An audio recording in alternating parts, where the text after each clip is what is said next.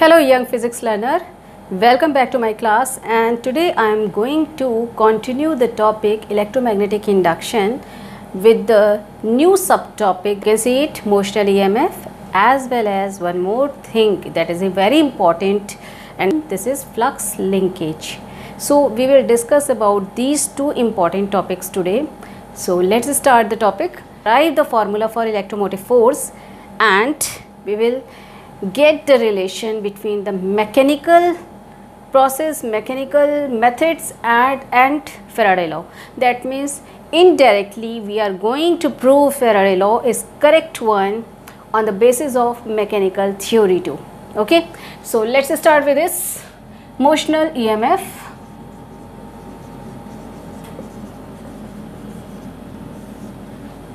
So here we have taken a metallic frame. ये एक metallic frame हमने ले लिया है जो कि आप देख सकते हो रेक्टेंगुलर शेप में है और वन साइड ओपन है. इसको वन साइड ओपन इसलिए रखा गया है ताकि हम एक मूवेबल रॉड से, मेटलिक रॉड से इस स्ट्रक्चर को क्लोज्ड लूप में कन्वर्ट कर सकें. So we have taken a metallic rod here and we can change the area. यहाँ पे ऐसा क्यों लिया गया है? क्योंकि फ्लक्स तीन फैक्टर्स पे डिपेंड करता है. फर्स्ट फैक्टर है मैग्नेटिक फील्ड, सेकेंड फैक्टर है area enclosed by that loop, and the third factor is the angle between the magnetic field and area vector.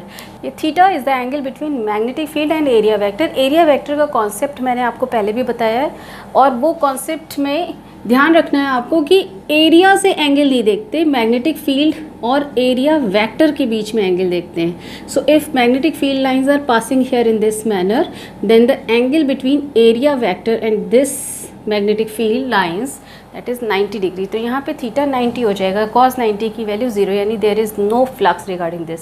तो फ्लक्स ये तीन फैक्टर पे डिपेंड करता है, इसीलिए हमने यहाँ पर एक वेरिएबल फैक्टर लिया है. मैग्नेटिक फील्ड को हमने कांस्टेंट कर दिया. यहाँ पर मैग्नेटिक फील्ड लाइंस हैं जो कि यूनिफॉर्म है. You can see this, these are the cross field. Metal के अंदर कोई मैग्नेटिक फील्ड नहीं होती है, ये आप प्रॉपर्टीज़ ऑफ कंडक्टर में मैंने आपको बताया था. ठीक है, और ये क्रॉस फील्ड है, that means magnetic field lines are inward to the board. यहाँ पर जो बोर्ड का प्लेन है वो आपके सामने वर्टिकली प्लेस्ड है. इस प्लेन के अंदर की साइड में मैग्नेटिक फील्ड लाइंस हैं. क्लियर? अब यहाँ पर देखो तो ये रॉड ए बी ये मूव करेगी कहाँ पर? इस फ्रेम में. This one is the frame.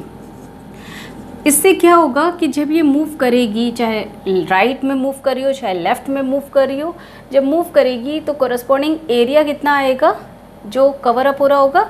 This much, ये area, this is the area. ठीक है, तो हम यहाँ पर नेमिंग कर देते हैं PQRS. ओके, ये फ्रेम की नेमिंग है PQRS. तो अब जो एरिया कवर है इस टाइम पे वो कितना है? APQB. This is the area covered by the closed loop. पहली कंडीशन ही होती है कि अगर हमें इलेक्ट्रोमोटिव फोर्स निकालना है तो उस केस में होना क्या चाहिए? That we whatever loop we are taking, whatever structure we are taking, that should be closed. तो यहाँ पे क्लोज बनाने के लिए एक मूवेबल रॉड रखी गई. This rod is movable, it can roll over the frame. ठीक है, और एक फ्रेम है जो कि फिक्स्ड है मैग्नेटिक फील्ड में. तो वेरिएबल क्वांटिटी यहाँ पर जो तीन फैक्टर्स होने चाहिए उनमें से ये फैक्टर वेरिएबल नहीं है. Magnetic field cos theta variable नहीं है.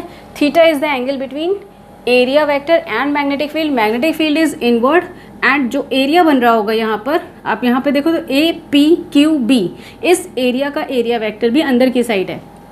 तो एरिया वेक्टर और मैग्नेटिक फील्ड के बीच में इस समय 0 डिग्री एंगल है, and which is a fixed angle. यहाँ पे एरिया का हम रोटेशन कर ही नहीं रहे. सो that is why it is the fixed angle. जो वेरिएशन हो रहा है वो एरिया के मैग्नीट्यूड में हो रहा है, यानी ये जो लूप है ये हम बड़ा भी कर सकते हैं इस इनिशियल वैल्यू से, और इस एरिया से हम मैग्नीट्यूड वाइज इस एरिया को कम भी कर सकते हैं. ठीक है, दैट इज़ आवर चॉइस. तो यहाँ पर हमें वर्क किस बेसिस पे करना है? V means what? External agent. So external agent is doing work over this movable rod to shift it from its original position towards the left or towards the right, to decrease the area or to increase the area. So that is the case here. Clear है? ये figure में क्या होने जा रहा है ये आपको क्लियर हो गया अच्छे से. अब जो ये कॉन्सेप्ट है, इस कॉन्सेप्ट के बेसिस पर हम इलेक्ट्रोमोटिव फोर्स निकालेंगे. कैसे आ गया इलेक्ट्रोमोटिव फोर्स? क्योंकि फेराडे लॉ ये कहता है that whenever there is a change in flux, वो चाहे कम हो रहा हो या ज़्यादा हो रहा हो, तो जहाँ पे मोशन होगा एरिया में या मैग्नेटिक फील्ड में वेरिएशन होते हैं. सो अगर फ्लक्स में चेंज हो रहा है तो इलेक्ट्रोमोटिव फोर्स जनरेट हो जाएगा और वो electromotive force induced current generate करेगी. So this is induced EMF and corresponding to this induced EMF we can get the induced current. So we will solve it by two methods and the second method is the proof of Faraday law.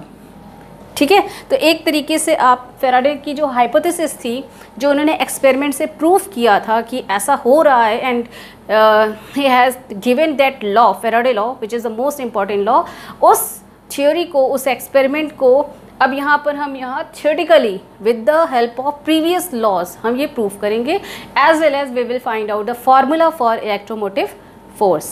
Clear? So let's start with the derivation here. करना क्या है, यहाँ पर हम ये assume कर रहे हैं कि इस रॉड को हम v वेलोसिटी से लेफ़्ट साइड में मूव कर रहे हैं, शिफ्ट कर रहे हैं, एंड एक पर्टिकुलर टाइम के बाद इसने इस पोजीशन को गेन कर लिया, a dash and b dash, A B की फाइनल पोजीशन. सो एरिया अब कितना हो गया, a dash p q b, that is the area of the loop, closed loop which is rectangular in shape, and this is placed inside this magnetic field. Point is clear to you? Okay, तो ये shifting हो रही है और ये shifting v velocity से हो रही है. अब यहाँ पर इस जो फ्रेम को लिया है, इस फ्रेम की हम लेंथ को ले लेते हैं. This length is l and the width of this frame is x. ठीक है, and one more thing कि ये जो शिफ्ट हुई है इसको हम स्मॉल शिफ्ट ले रहे हैं. This shift is dx. जो ए बी पोजिशन से ये मूवेबल रॉड शिफ्ट कर गई a dash b dash position पे. Remember these are the metallic rod, metallic frame. ठीक है, तभी यहाँ पे करंट ओरिजिनेट होगी. हमें मेटल चाहिए इंड्यूस्ड करंट के लिए. So that is why here this one is a case. Now we will apply first method here. First method is Faraday law.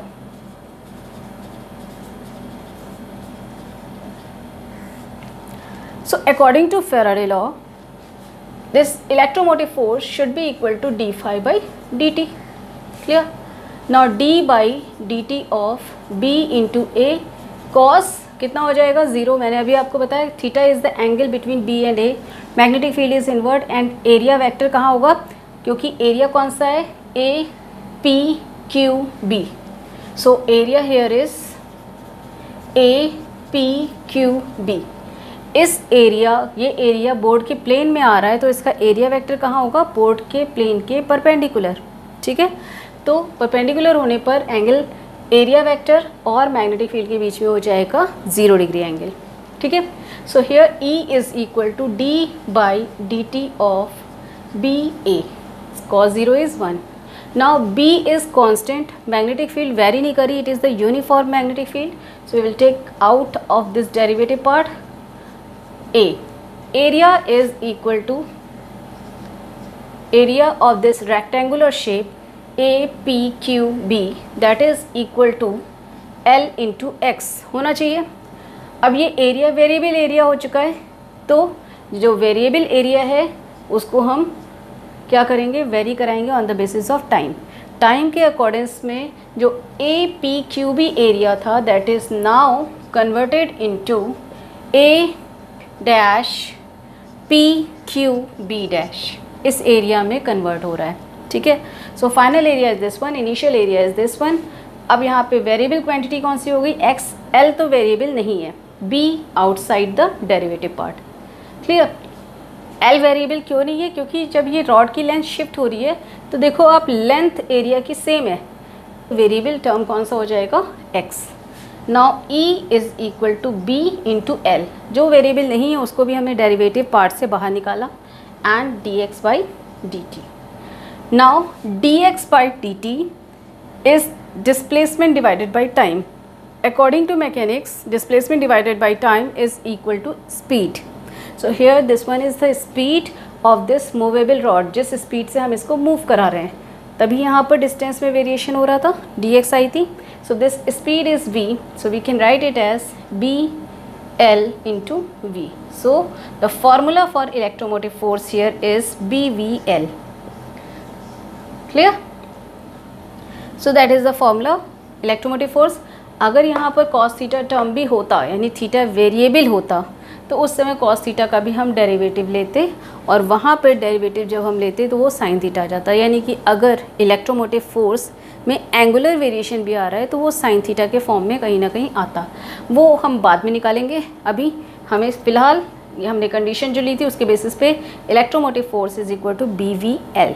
ठीक है, where B is the magnetic field, V is the velocity of the movable rod and L is the length of this movable rod in the magnetic field. ये तो आपका formula आ गया electromotive force का by Faraday law, first method. अभी हम second method करेंगे, लेकिन उससे पहले हम डायरेक्शन निकाल लेते हैं. करेंट का डायरेक्शन क्या आएगा, तो यहाँ पर राइट हैंड रूल लगेगा, इंड्यूस्ड करंट का डायरेक्शन हमें निकालना है. So according to this law, magnetic field is inward and the frame is moving towards right. So thumb हमारा राइट साइड में जाएगा and the current is here in this direction, downward direction. ठीक है, तो अगर ये डाउनवर्ड डायरेक्शन में है तो direction of this induced current in the rod A B should be from A to B. ये देखो मेरा आ रहा है middle finger downward, so it should be from A to B. अब ये ए टू बी डायरेक्शन में induce current flow कर, यानी कि पूरे लूप में अगर आप देखोगे तो लूप में करंट का डायरेक्शन हो जाएगा A B Q P. That means यहाँ पे आप डायरेक्शन लिख सकते हो, that is A B Q P A. That is the direction of induced current.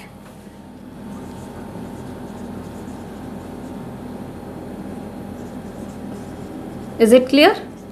तो इंड्यूस्ड करंट का डायरेक्शन आ गया ए बी क्यू पी ए.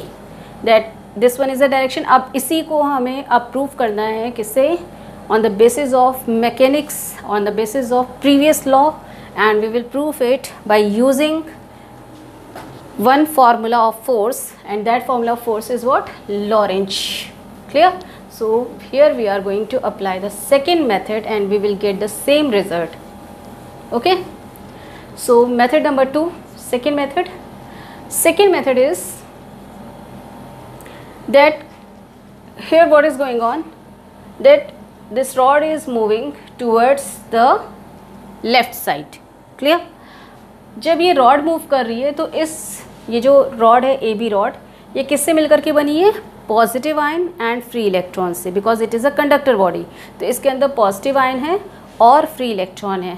तो जब पॉजिटिव आयन और फ्री इलेक्ट्रॉन पे फोर्स अप्लाई होगा, एक्सटर्नल फोर्स, जिसकी बेसिस पे यहाँ पे वेलोसिटी है, तो आपने लॉरेंज फोर्स का फॉर्मूला पढ़ा है, that F is equal to क्या होता है, Q V B. Sine theta भी आता है, where sin theta is the angle between velocity of the conductor body and velocity of the charged particle and the magnetic field. तो charge particle जिस velocity से move कर रहा होगा multiplied by magnetic field, यानी एंगल अगर आप theta ले रहे हो तो एंगल किसके बीच में, velocity of charge particle and magnetic field के बीच में.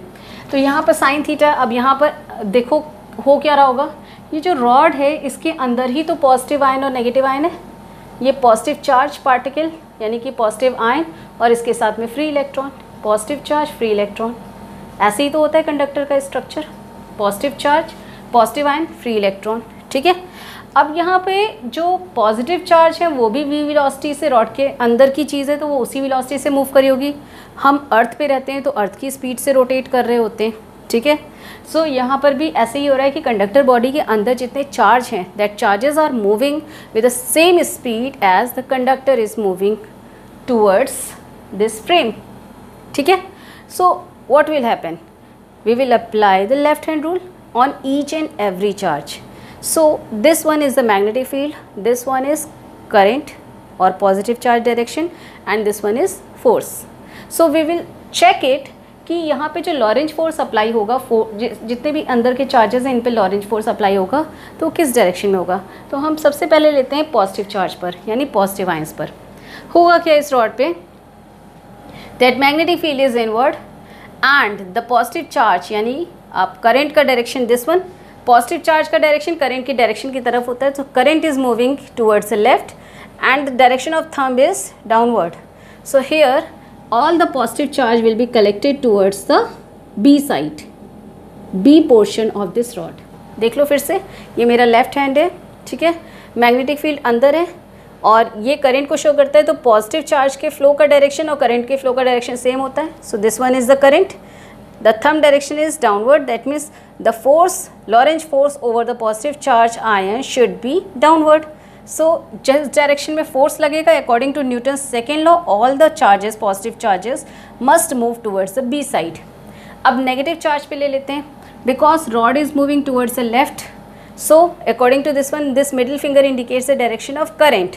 तो करंट नेगेटिव चार्ज के डायरेक्शन में तो होगी नहीं, नेगेटिव चार्ज का अगर वेलोसिटी लेनी तो opposite to the current.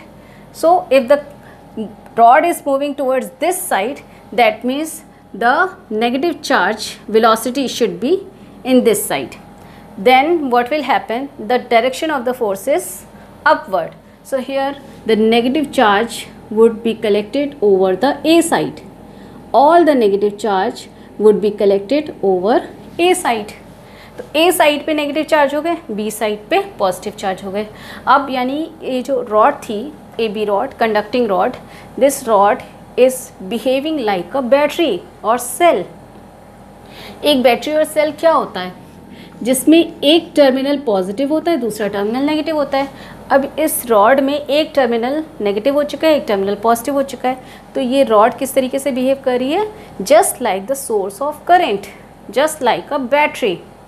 Are you getting my point? This is very important point. ये आपका थियोरेटिकली दिया होगा बुक्स में, बट वो अंडरस्टैंड करने के लिए आपको डेफिनेटली रिक्वायर्ड होगी कि आप कहीं से इसको समझो, वीडियोग्राफी के थ्रू समझो या किसी टीचर से समझो. So here what will happen कि यहाँ नेगेटिव चार्ज का कलेक्शन और यहाँ पॉजिटिव चार्ज का कलेक्शन हो रहा है because of the Lorentz force applied over the charge and because of the speed of this movable rod. Point is clear? So this is behaving like a battery and battery will flow the charge in the conductor body it get. So यहाँ से current का flow start हो जाएगा and current will start moving here in this direction. So what is the direction of current now? It is B Q P A B. I am writing the direction of current and you will check it with the previous case. Direction of current, that should be B Q P A B. B Q P A B. सबसे पहले तो direction exactly Lenz law का direction और हमने जो यहाँ पर Lorentz force का डायरेक्शन लगाया उसके बेसिस पर दोनों डायरेक्शन इंड्यूस्ड करंट के सेम आ रहे हैं. This is the first point. Clear? अब यहाँ पे देखो, इसको अगर ऐसे आप A और B पॉइंट को हटा दो जो मैंने लूप में रखा था तो सेम आ गया, A B Q P. ठीक है, कोई कन्फ्यूजन वाली बात नहीं है. आप अगर मैंने लूप के फॉर्म में रखा है जैसे आप किरचॉफ लॉ में रखते थे, first point should be the last point. In the similar manner I have written that point, but you can remove the last one which is the repeated alphabet and then you will get the direction exactly same. Okay, so here the direction of the current is this clockwise direction. ये पूरा हमारा ये law तो applicable हो रहा है. अच्छा, अब थीटा देख लेते हैं. Theta is the angle between velocity and magnetic field. तो velocity here is in this left side. जितने पॉजिटिव और नेगेटिव चार्ज पार्टिकल हैं वो रॉड के अंदर ही मूव कर रहे हैं, तो उनकी भी वेलोसिटी लेफ्ट साइड में ही होगी और मैग्नेटिक फील्ड अंदर है. तो मैग्नेटिक फील्ड अंदर और वेलोसिटी इधर. एंगल कितना बन रहा है? 90 डिग्री का. ठीक है, magnetic field is inward and velocity is left side. So this one is the angle. Clear? 90 degree. So sin 90 is 1. So here in the force formula you will get the direction as F is equal to Q VB sin 90 and this is equal to Q VB. Clear है? ये तो आ गया force. Okay, अब force आ चुका है आपका. आपको निकालना क्या है? आपको निकालना है potential difference. Electromotive force is a kind of potential difference. ये जो बैटरी बनी थी मूवेबल रॉड पर, इस बैटरी का ईएमएफ है क्या? that is the potential difference across this battery. So now you have to find out the value of potential difference across this AB rod. AB rod के across निकालनी है potential difference. So potential difference is equal to हो जाएगा electromotive force. Electromotive force क्या है? It is the potential difference corresponding to the virtual battery. यहाँ पर virtual battery कहाँ बन रही है? AB rod के across बन रही है. ठीक है, ये virtual battery क्या करेगी? ये induced current generate कर रही है. क्लियर? तो यहाँ पर potential difference that is electromotive force EMF induced EMF which is responsible for induced current. So here this potential difference should be equal to W/Q. Formula यही होता है, V is equal to W/Q. W is work done. So work is equal to क्या होता है? Force into displacement. Displacement क्या होगा? यहाँ पे चार्ज पार्टिकल हैं, यहाँ लॉरेंज फोर्स का फॉर्मूला लगाए तो जो चार्ज पार्टिकल हैं मैक्सिमम A से लेकर के B तक के मूव कर रहे हैं. ठीक है ना? जितने भी चार्ज पार्टिकल हैं उनको कितना मूव करना पड़ रहा है रॉड में? अपनी बैटरी बनाने के लिए जितने नेगेटिव चार्ज हैं वो सारे के सारे एक एंड पे आ रहे हैं, A एंड पे, और जितने पॉजिटिव चार्ज हैं वो सारे के सारे B एंड्स पर आ रहे हैं. सो that is why here the length covered by all the charges, average length covered by all the charges equal to the length of this rod, and the length of this rod is equal to L. It will be L. So potential difference, that is electromotive force, is equal to FL divided by Q. F आप यहाँ से निकाल लोगे. So F is equal to QVB into L divided by Q, and then you will get the formula E is equal to BVL. The same formula you are getting as you got the formula by Faraday law. So that means what? It is the proof of Faraday law, and this is the second method to find out motional EMF. So this one is the linear motion with velocity v, and we are getting the value of electromotive force E as BVL. So I hope this point is clear to you. Okay. अब हम निकालने जा रहे हैं rotational EMF. मैंने आपको पहले ही बताया था फ्लक्स 3 फैक्टर्स पे डिपेंड करता है. First factor is the magnetic field, second factor is the area, and the third factor is the angle. तो हमने यहाँ पर मैग्नेटिक फील्ड को कांस्टेंट रखा, एंगल को कांस्टेंट रखा, और हमने यहाँ पर चेंज किया एरिया को, तो फ्लक्स में चेंज हुआ, एंड फ्लक्स में चेंज होने से मोशनल EMF जनरेट हुआ.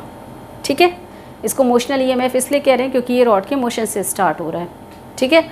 Next one is the rotational EMF, यानी अब हम रोटेट कराएंगे. जब रोटेट कराएंगे तो उस समय कैसे वेरिएशंस होंगे, we will get it. Okay. So अभी इसको आपने नोट कर लिया होगा अगर, तो मैं ये फिगर हटा देती हूँ. Now we are going to get it as rotational EMF.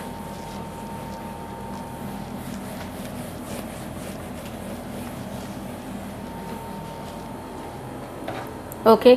So rotational EMF कब जनरेट होता है? जब हम रॉड को रोटेट कराएंगे.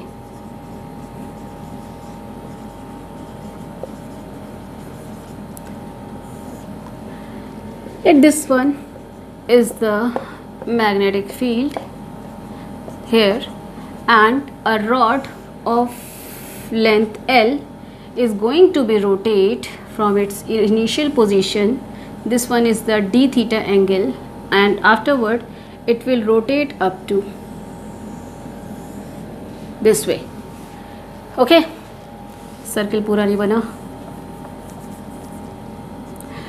जनरली फिज़िक्स वालों की राइटिंग भी पुअर होती है, so don't bother about it. मेरी भी राइटिंग और ड्राइंग बहुत पुअर है, so don't take it otherwise. Bio वालों से फिगर बनवा लेना. ओके. बहुत पुअर होती है writing.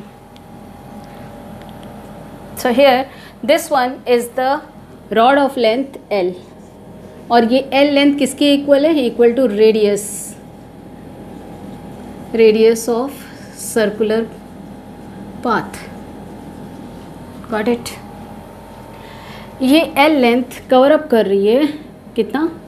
d theta angle. Small theta angle है, उसके बाद ये फुल रोटेशन अगर कर देगी तो पूरा एंगल कवर अप कर लेगी. ठीक है. That full angle should be equal to 2 pi.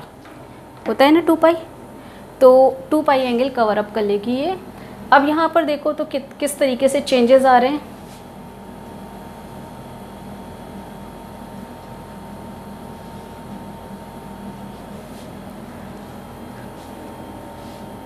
Magnetic field is uniform, ठीक है, ये मैग्नेटिक फील्ड यूनिफॉर्म है और इसमें एक रॉड मूव कर रही है रोटेशन में। तो रोटेशन में जब मूव करेगी तो फ्लक्स में देखो मैग्नेटिक फील्ड यहाँ पर वेरी नहीं कर रही है, एरिया वेरी कर रहा है, और cos theta where theta is the angle between magnetic field and area. तो जब यहाँ पर एंगल अगर देखो तो ये जो रॉड है ये अगर सर्कुलर एरिया कवर अप कर रही है तो इस एरिया के जो एरिया वेक्टर होगा वो अंदर की साइड होगा और मैग्नेटिक फील्ड भी अंदर की साइड है। That means again the theta value here is equal to 0, the angle between area vector and magnetic field. समझ में आ रहा है ना? जो एरिया बन रहा है वो कैसा बन रहा है? सर्कुलर फॉर्म में बन रहा है। अब ये सर्कुलर फॉर्म में जो एरिया बन रहा है उसमें क्या होगा? अंदर के साइड में ये मूव कर रहा है, ठीक है। तो इसमें जो एरिया बन रहा है उसका एरिया वेक्टर अंदर की साइड में है। एरिया वेक्टर हमेशा क्या होता है? जो भी पर्टिकुलर एरिया लेते हैं उसके प्लेन के परपेंडिकुलर होता है। तो यहाँ पर प्लेन जो ये बन रहा है ये बोर्ड के प्लेन में है, तो ऑब्वियसली इसका एरिया वेक्टर कहाँ जाएगा? बोर्ड के प्लेन के अंदर। और मैग्नेटिक फील्ड क्रॉस ली गई है तो मैग्नेटिक फील्ड भी अंदर की साइड है, तो एरिया वेक्टर भी अंदर और मैग्नेटिक फील्ड भी अंदर, तो एंगल कितना हो गया? That is 0। क्लियर? सो यहाँ पे 0 एंगल है, यानी कि ओवरऑल वेरिएबल क्वांटिटी अगेन ये क्या आ गई? Area.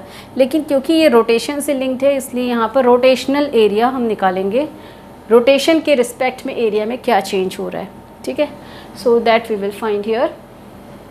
First of all area, अगर हम इस ट्रायंगल का एरिया निकालना चाहें, दिस इज़ OAB, तो इस ट्रायंगल का एरिया क्या होता है? Half of base into height. So half of base is L into height is this one. इसको हम अगर DR वैसे लेना चाहिए, DR इज़ द, ये यहाँ पर आपका टेंजेंशियल फॉर्म में आता है, यूनिफॉर्म सर्कुलर मोशन। अगर थोड़ा बहुत आइडिया याद होकर तो यहाँ पर DR लेते हैं, this one is the R। तो मैं अगर चाहूँ तो यहाँ DL भी ले सकती हूँ, लेकिन आपको DR इसलिए बता रही हूँ रेडियस के रिस्पेक्ट में। यहाँ पे length of the rod is corresponding to the radius of this circular path है, ठीक है। So here length half of base into height, length into this one, so this one will come as DR. Is it clear? This one is the formula for area. इसको आप small area अगर ले रहे हो तो ये DA ले सकते हो। DA is the small area covered by this rod of length L. Clear? Now phi flux is equal to क्या होगा? BA. So d phi by dt which is equal to क्या हो जाना चाहिए? E. That is equal to B। Magnetic field में कोई variation नहीं है, क्या हो जाएगा? DA divided by DT। Okay, DA divided by DT में A का हम वैल्यू पुट करेंगे, so it will come as B into half L। L is the radius, so it will not be change, not going to change here, so it will come as DR divided by DT। Point is clear? D यहाँ पर क्या था? D by DT of A में रख रहे हो तो यहाँ DA को फुल वैल्यू रखोगे, सो DA में क्या हो जाएगा? DR आएगा। आप ये DA की फुल वैल्यू रख रहे हो, that is half of length into DR। तो इसकी फुल वैल्यू रख रहे हो तो डिवीजन में DT बच रहा है, बाकी ये टर्म DR आ जा रहा है। So here E is equal to B half of L DR by DT। अच्छा, ये DR है, it is a kind of arc, ठीक है। Arc is equal to, angle is equal to arc over radius होता है, तो arc is equal to angle into radius. So we can write it as dr is equal to L into d theta। हमें L की form में last result लाना है क्योंकि यहाँ पर एक L ऑलरेडी प्रेजेंट था, तो ओवरऑल रिजल्ट में जितने भी L हैं वो सारे के सारे इंक्लूड हो जाने चाहिए। So this dr is equal to L d theta sorry, this one we will put place here. So E is equal to क्या हो जाएगा? That is B into half into L। In place of dr, we are going to put as L d theta by dt. Got it? Now E is equal to क्या हो जाएगा? That is half B L square d theta by dt. d theta by dt. कुछ पढ़ा हुआ है +1 का? क्या था? एंगुलर रोटेशन हो रहा है यहाँ पर, एंगुलर EMF हम निकाल रहे हैं, तो ओमेगा के फॉर्म में आएगा। Omega is angular velocity, and because आपने लीनियर और एंगुलर इक्विवेलेंट लिखे से थे, so theta is equivalent to d displacement velocity, that omega is equal to v। ठीक है। v is equal to d t by D t होता है, so omega is equal to d theta by D t होता है, linear and rotational equilibrium, so d theta by D t is equal to omega. So that is the formula for electromotive force in rotational case, या हम इसे ऐसे भी कह सकते हैं this is a rotational EMF. तो आपका जो रॉड है, जो आपने कंडक्टर बॉडी ली थी, वो कंडक्टर बॉडी लीनियरली मूव कर रही है तो मोशनल ईएमएफ हम उसे कहते हैं, और अगर रोटेट करते हुए मूव कर रही है तब भी फ्लक्स में चेंज होगा तो उस केस में हम इसे रोटेशनल ईएमएफ कहेंगे। और इस पर बहुत सारे क्वेश्चंस बनते हैं, न्यूमेरिकल बनते हैं, मैं आपको कराने वाली हूँ but in my next class. So here this one is the concept related to EMF, motional and rotational EMF. Clear?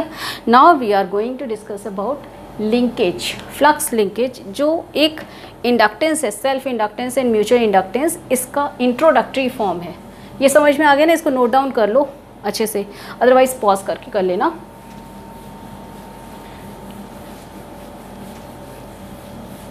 So now we are going to discuss about flux linkage. Flux linkage होती क्या, linkage क्या होती है? This one is the linkage here. This is the linkage. Okay. Can see here this one, this and tight. Train में होता है linkage, दो जो केबिन होते हैं, जो दो बुगीज़ होती हैं, वो किससे लिंकेज होती है? एक लिंक से। वहाँ अब तो मैग्नेटिक ट्रेन जो होती हैं उसमें मैग्नेटिक लिंकेज ही होता है, आपको पता ही है। उसमें वहाँ कोई पहले आपको पता है चेन टाइप का स्ट्रक्चर, ऐसे चेन टाइप का स्ट्रक्चर लगा होता था दो बोगीज़ के बीच में। अब वो एक बड़ा सा ड्रम लाइक का स्ट्रक्चर होता है, वो आपस में जॉइंट हो जाते हैं because of the magnet present. So magnet क्या है? वो इलेक्ट्रोमैग्नेट ही होते हैं, उनको जब भी चाहे हम डिटैच कर सकते हैं, जब भी चाहे अटैच कर सकते हैं। तो लिंकेज का मीनिंग होता है this one, chain like structure जो एक दूसरे से अटैच्ड होती है, दिस इज़ कॉल्ड लिंकेज। तो लिंकेज कब जनरेट होता है? जब जो फ्लक्स है वो एक बॉडी से दूसरी बॉडी में मूव कर रहा हो, तो वो क्या होंगी? जो दो बॉडीज़ हैं आपस में लिंक हो गई एक दूसरे से, किसके बेसिस पर? फ्लक्स के बेसिस पर। Are you getting my point? तो अभी तक तो हमने ये पढ़ा था, आपको ये बताया गया है कि मैग्नेटिक फील्ड के जो सोर्सेज होते हैं वो दो हैं, एक सोर्स है मैग्नेट और दूसरा सोर्स है करंट। पढ़ाया आपने ये, ठीक है। मैग्नेटिक फील्ड के कितने सोर्स होते हैं? दो। तो one source is what? Magnet, and second source is current. तो अभी तक आप जो इस चैप्टर में पढ़ते आ रहे हो, आप क्या कर रहे हो कि मैग्नेट को मूव करा रहे हो तो करंट जनरेट हो जा रही है, induce current, Faraday law apply हो रहा है। अब हम क्या करने वाले हैं कि करंट को वेरी कराते हैं, क्योंकि मैग्नेटिक फील्ड का एक सोर्स करंट भी है। अब करंट को अगर हम वेरी कराएंगे तो ऑब्वियसली उसकी कोरस्पॉन्डिंग मैग्नेटिक फील्ड चेंज होगी, जब मैग्नेटिक फील्ड चेंज होगी तो इंड्यूस करंट जनरेट होगी। Are you getting the point? एक ये लूप है, ठीक है, इस लूप में कोई करंट नहीं है, लेकिन इसमें इंड्यूस करंट जनरेट हो सकती है। किस तरीके से?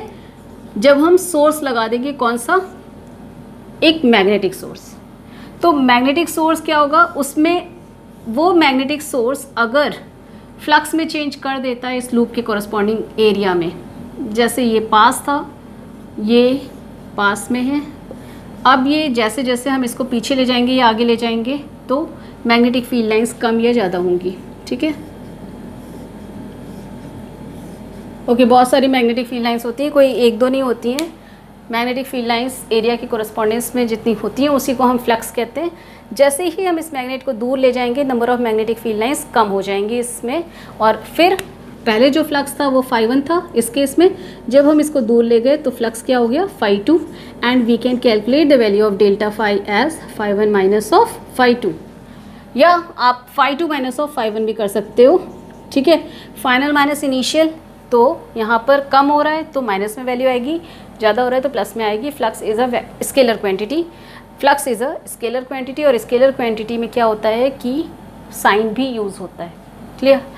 अब देखो ये एक सोर्स है, तो मैग्नेटिक फील्ड होनी चाहिए और मैग्नेटिक फील्ड में वेरिएशन होना चाहिए, तो वो फील्ड तो हम ऐसे भी जनरेट कर सकते हैं। ये एक कॉइल ले ली हमने और इसमें हमने करंट लगा दी। अब इस करंट को हम वेरी करा सकते हैं, यहाँ एक रियोस्टेट लगा दो, ठीक है। रियोस्टेट लगा दिया तो रियोस्टेट से रेजिस्टेंस अप्लाई करके इसमें जो करंट जा रही होगी, इस करंट का डायरेक्शन हम वेरी करा देंगे, सॉरी डायरेक्शन नहीं, मैग्नीट्यूड वेरी करा देंगे। और यहाँ सामने लूप रखा है जिसमें कोई भी बैटरी या सोर्स नहीं लगा है। यहाँ की करंट जब वेरी करेगी तो जब पहले ज़्यादा करंट थी तो मैग्नेटिक फील्ड लाइंस इसमें से निकल रही थी, because a current carrying wire generate magnetic field around itself, it is the Oersted law. Magnetic fields निकल रही हैं, फील्ड लाइंस। अब जब हम इसमें हम करंट कम कर देंगे तो क्या होगा कि number of magnetic field lines कम हो जाएंगी, तो यहाँ पर फ्लक्स में चेंज आ जाएगा। जब फ्लक्स में चेंज आ जाएगा तो यहाँ पर इंड्यूस्ड ईएमएफ जनरेट हो जाएगा। जब इंड्यूस्ड ईएमएफ जनरेट हो जाएगा तो यहाँ पर इंड्यूस्ड करंट जनरेट हो जाएगी। Everything is linked, clear. तो हम करंट सोर्स से भी तो इंड्यूस्ड करंट जनरेट कर सकते हैं।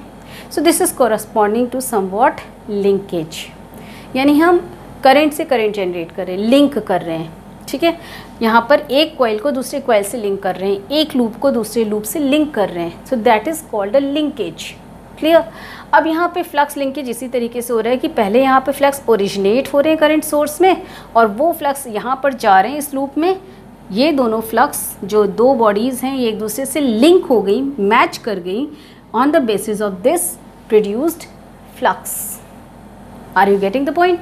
सो यहाँ पर लॉ ऑफ फ्लक्स लिंकेज या इंट्रोडक्शन ऑफ इंडक्टेंस आई कहाँ से, वो यहाँ स्टार्ट होता है, इंट्रोड्यूस होता है। एंड वो किस तरीके से कि जो फ्लक्स हैं, 5 फ्लक्स हैं, वो किस पर डिपेंड करेंगे, इस लूप में जितने फ्लक्स जनरेट हो रहे हैं वो डिपेंड कर रहे हैं करंट पर, आई करंट पर। किसकी आई करंट पर? जो हमने करंट सोर्स लिया है उसकी करंट पर, क्लियर। सो अगर यहाँ पर ये तो एक लूप था, अगर यहाँ पर n नंबर ऑफ लूप्स हो जाए, इसी में हमने बहुत सारे लूप्स बना दिए, तो यहाँ n5 भी लिख सकते हैं।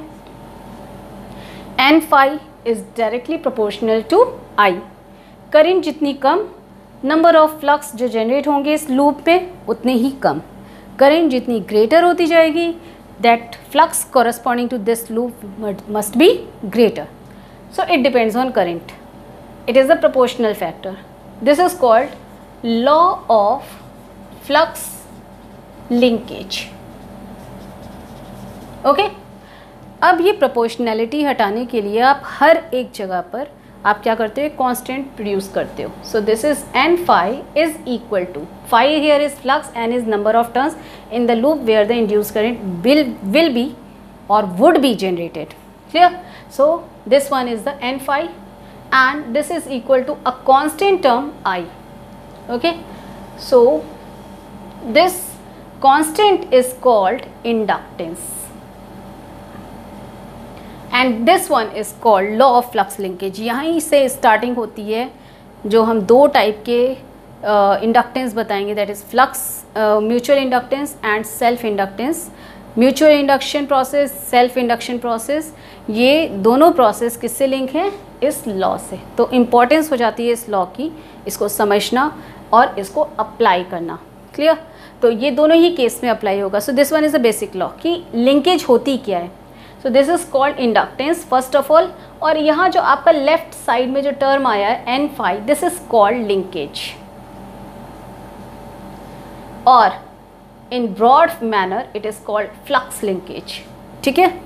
लिंकेज हर एक चीज़ में होती है, जो मैंने अभी आपको ट्रेन का केस बताया, ठीक है, उसमें लिंकेज है। जब दो बॉडीज़ एक दूसरे से किसी एक कॉमन फैक्टर से अटैच्ड हो जाती है, so that is called linkage. Here यहाँ पे कॉमन फैक्टर क्या है, फ्लक्स। तो ये एक कॉइल जो करंट सोर्स था और ये एक लूप जिसमें इंड्यूस्ड करंट जनरेट होगी, ये दो बॉडीज़ एक दूसरे से अटैच हो चुकी हैं, कनेक्ट हो चुकी हैं on the basis of this flux.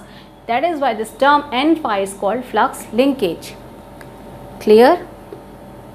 Any doubt? If you have any doubt you can ask the query, you can write in comment box, ठीक है। now flux linkage and this introductory constant is called inductance, okay। ये जो inductance है ये किसकी property है, ये property है इस लूप की जिसमें फ्लक्स के चेंज होने से इंड्यूस करंट जनरेट होने वाली है, ठीक है। तो यहाँ पर क्या होगा कि इंडक्टेंस जो जनरेट होगा वो एक कैरेक्टरिस्टिक प्रॉपर्टी हो जाता है, किसके लिए, लूप के मटेरियल के लिए। तो मटेरियल हम जैसा अच्छा मटेरियल लेंगे तो उसमें induce current, good induce current generate होगी। अगर हमारे मटेरियल की क्वालिटी उतनी अच्छी नहीं है, so obviously that induce current will B generated, but that should be in the very small amount, clear. So that depends on this characteristic property inductance, and this inductance is comparable with inertia term in mechanics. जैसे inertia होता है मास से link है body के, उसी तरीके से inductance जो है वो यहाँ पर करंट, इंड्यूस्ड करंट और जो आपका इंड्यूस्ड ईएमएफ है उन फैक्टर्स का बेसिक टर्म है, ठीक है. So this is called inductance which is comparable with, remember this, ऐसे क्वेश्चन पूछे जाते हैं इसलिए यहाँ पर इसको साथ ही में लिख लो. It is comparable with inertia in mechanics. This is inductance which is the characteristic property of the material of the loop where the induced current is going to be generated. Okay, so self inductance and mutual inductance इसी से related topic है. But till that time जो 3 topic आज बताए मैंने आपको, motional EMF, rotational EMF and the law of flux linkage, these 3 topics are the base topic and you must know about these topics. So इसको revise करना आज, and till then you will get my new video. So thank you for today.